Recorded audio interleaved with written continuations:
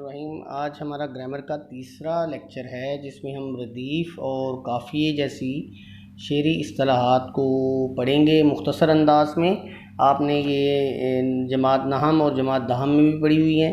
मुझे पूरा यकीन है कि ये आपके सिलेबस में है। आप वो वाली डेफिनेशन, वो वाली तारीफ़ें भी लिख सकते हैं इसकी।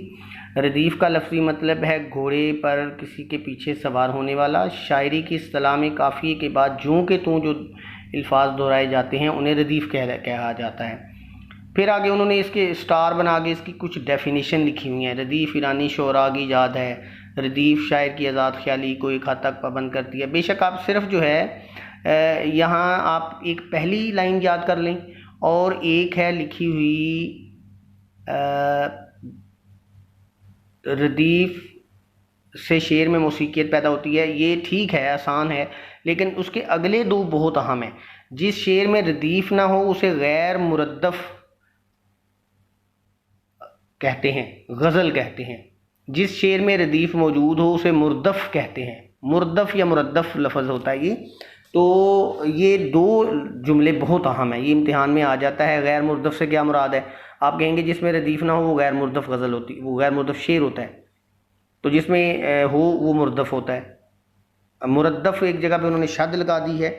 तो ये जो है इसके तलफ़्फ़ुज़ को छोड़िए, आप इसको फ़िलहाल आप ये रदीफ़ को लिखें। और आपने देखा कि ये उसकी कुछ आगे उन्होंने एक दो मिसालें भी दी हैं। मैं इसको आपके लिए अगले सफ़े पे जाऊँ तो थोड़े से मैंने रदीफ़ के हवाले से आपके लिए मुख्तसर सवालात भी रखे हैं। अगर मैं पीछे इसको करूँ स्लाइड को तो एक मिसाल दी हुई है, जग में आकर इधर उधर देखा तू ही आया नज़र जिधर देखा। तो ये यहाँ सिर्फ एक लफ्ज़ की रदीफ़ है, एक ही लफ्ज़ दोहराया गया है, यानी बार बार वही लफ्ज़ आया है। तो यहाँ जो रदीफ़ है वो देखा है, ठीक है। उसमें ज़्यादा अल्फाज भी बाज़ औक़ात होते हैं, वो आप अपनी किताबें देखें। मसलन बुलाता लाख हूँ लेकिन बराबर याद आते हैं, इलाही तरक़ी उल्फत पर वो क्यों कर याद आते हैं। तो याद आते हैं तीन चार अल्फाज, याद आते हैं तीन अल्फाज का मजमुआ जो है ये रदीफ़ बनता है। आप मुख्तसर कर लें इसको। एक लाइन की डेफिनेशन, वो दो लाइनें मैंने नीचे बताई हैं, मुरदफ़ गैर मुरदफ़, और एक इसकी मिसाल। बस इतनी कर लें। उसके साथ ये शार्ट क्वेश्चन अगले स्लाइड पे जो चल रहे हैं कि रदीफ़ के लफ्ज़ी माने ये हैं। फिर दूसरा सवाल है रदीफ़ कहते हैं फ़लाँ को। फिर तीसरा सवाल है शेरी इस्तिलाह में, बहुत बारीक लिखा हुआ है, मुझे मुश्किल हो रही है पढ़ने में इससे मुराद एक या एक से ज़्यादा मुस्तकिल कलमे या हरूफ हैं वगैरह वगैरह। ये आपकी प्रैक्टिस के लिए मैंने इसका इंतखाब किया था, एक हिस्से का थोड़ा सा। और एक ये हमने काफ़िया शायद पढ़ लिया है पहले, ये शायद नहीं पढ़ा, मुझे थोड़ा सा गलती लग रही है। मैं अगर नहीं पढ़ा तो मैंने पढ़ा दिया था आपको काफ़िया, और जब मैं कवाफ़ी पढ़ा रहा था तो काफ़िया और रदीफ़ हमने दो टॉपिक पढ़ रहे हैं। अगर थोड़ी सी आपको लगे, असल में बेटा जी वीडियो रिकॉर्डिंग मैंने करनी होती है, उसमें मुझे इसका भी फ़िक्र होता है कि मेरी वीडियो जो है वो लेंथी ना हो, वो अपलोड नहीं होती फिर। और जब मैं अपलोड करने में इतनी मुश्किल मुझे महसूस होती है तो बहुत से बच्चों के लिए वो डाउनलोडिंग नहीं होती उसकी। हमारे बहुत से बच्चे जो हैं वो दूर दराज इलाकों से में वहाँ जहाँ इंटरनेट नहीं है वो बेचारे शहरों में आके किसी के घर से डाउनलोड करके लेके जाते हैं। मुझे बताते हैं कि सर आप जो हैं आप तो बड़े आराम से कह देते हैं कि हमने आपका लेक्चर सुना क्यों नहीं, लेकिन हम कितनी मुश्किल में हैं ये इसका आपको अंदाज़ा नहीं है। तो फिर मुझे बड़ा अफसोस होता है कि मैं उन बच्चों की फिर जो है मुश्किल का एहसास करते हुए मैं अपने लेक्चर को ना मुख्तसर कर लेता हूँ।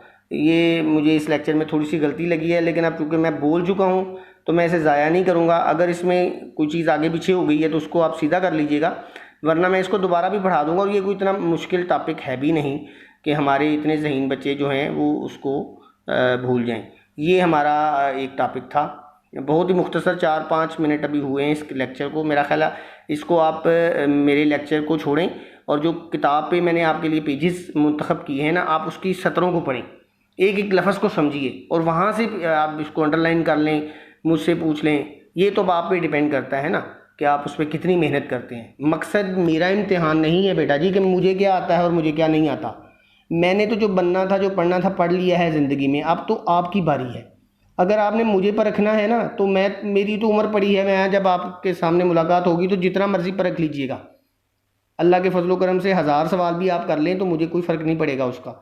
लेकिन मेरे परखने का और मेरे इम्तिहान देने का क्या फ़ायदा हुआ, और मेरे कह लें मेरी आजमाइश का क्या फ़ायदा हुआ आपको। असल बात तो ये है कि आपकी तैयारी कैसी है। आप दिए हुए मेरे लेक्चर को छोड़ें, मुख्तसर है, सही है, वो वीडियो सही नहीं बनी हुई, पेज आगे पीछे हैं, ये बेमानी चीज़ें हैं। इसकी कोई ये मतलब it has nothing to do with the content और विद द क्वालिटी।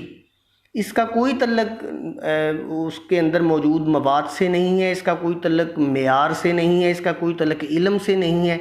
ये तो टेक्निकल चीज़ें हैं ना, तो बड़े बड़े वो शोबों में गलतियां हो जाती हैं। तो ये छोड़ें उस बात को। इस लेक्चर के अंदर जो मैंने आपको स्लाइड्स या पेजेस दिए हैं, आप उसको पास करके रिवाइंड करके रिवर्स करके आप उसे देखिए, पढ़िए, समझिए और बाद में मुझसे सवाल कीजिए। अल्लाह हाफिज़।